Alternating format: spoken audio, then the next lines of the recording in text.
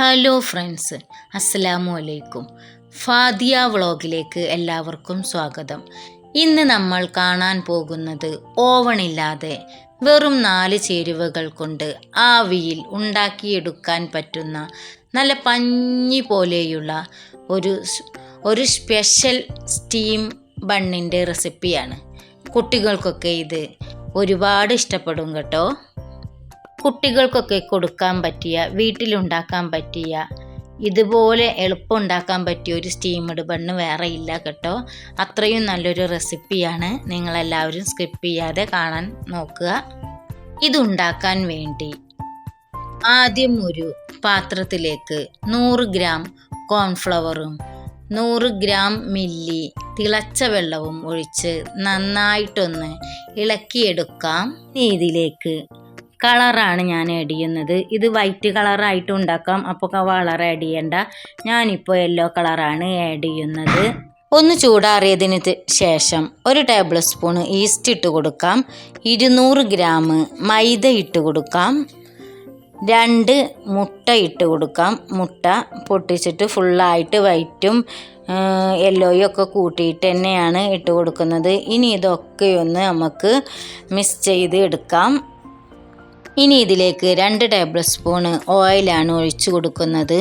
ചപ്പാത്തി മാവിൻ്റെ പരുവത്തിൽ നല്ല സോഫ്റ്റായി കുഴച്ചെടുക്കാം. നമ്മുടെ മക്കൾക്കൊക്കെ ഒന്നും കൂടി നല്ല ഇഷ്ടപ്പെടാൻ വേണ്ടിയിട്ട് കുറച്ച് പഞ്ചസാര ഇതിൽ ചേർത്ത് കൊടുക്കാം കേട്ടോ. ഞാൻ പഞ്ചസാരയൊന്നും ചേർത്തിട്ടില്ല. ചൂട് ചായക്കൊപ്പം കഴിക്കാൻ അടിപൊളിയാണിത്. നമ്മുടെ കുഴച്ച് വെച്ച മാവ് 2 മണിക്കൂറെങ്കിലും റെസ്റ്റ് ചെയ്യാൻ വെക്കണം കേട്ടോ. എന്നിട്ട് ഇതുപോലെ ഉരുട്ടിയെടുത്തിട്ട് നമുക്ക് ഒരു കത്തി വെച്ചിട്ട് ചെറിയ ചെറിയ കഷ്ണങ്ങളാക്കി മാറ്റി വെക്കാം. ഓരോ കഷ്ണങ്ങളെടുത്ത് നല്ലവണ്ണം കയ്യിലിട്ട് ഉരുട്ടി ബോളുകളാക്കി നമുക്ക് സ്റ്റീം ചെയ്യുന്ന പാത്രത്തിലേക്ക് വെക്കാം. ഞാനിവിടെ ഒരു ഇഡ്ഡലി തട്ടാണ് എടുത്തിട്ടുള്ളത്. അതിലേക്ക് നമ്മുടെ ഉരുളകളെല്ലാം വെച്ച് കൊടുത്ത് അടച്ചു കൊടുക്കാം. 15 മിനിറ്റ് വരെ ആവി കയറ്റിയെടുക്കണം കേട്ടോ. ദാ കണ്ടോ, നല്ല പഞ്ഞി പോലെയുള്ള സോഫ്റ്റ് ബണ്ണ് റെഡിയായിട്ടുണ്ട്. തൊട്ട് നോക്കുമ്പോൾ തന്നെ അറിയാം എത്ര സോഫ്റ്റാണെന്ന്.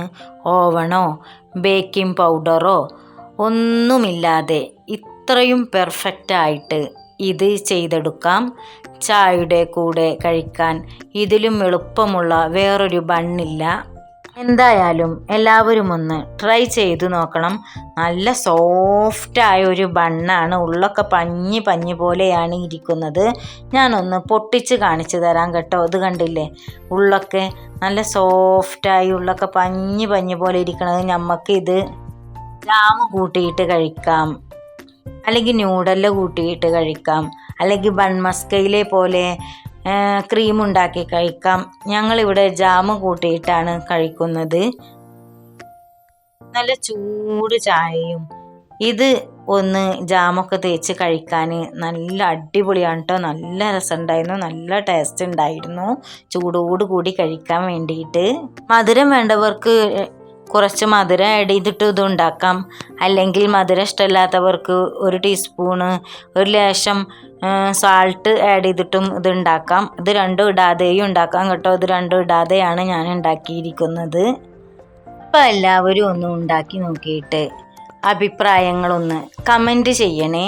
വീഡിയോ ഇഷ്ടപ്പെട്ടാൽ ലൈക്ക് ചെയ്യാനും ഫാമിലിക്കും ഫ്രണ്ടിനും ഷെയർ ചെയ്യാനും മറക്കരുത് കേട്ടോ.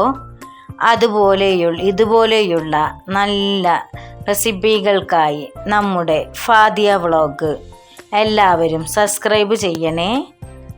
ഇതുപോലുള്ള ഇൻഫോർമേറ്റീവായ അടിപൊളി വീഡിയോകൾ നമ്മുടെ ചാനലിൽ വേറെയും കിടപ്പുണ്ട് കേട്ടോ. അതൊക്കെ ഒന്ന് ചാനലിൽ കയറി കണ്ടു നോക്കുക. അപ്പോൾ മറ്റൊരു വീഡിയോയുമായി വീണ്ടും വരാം. അസ്സലാമു അലൈക്കും. All by.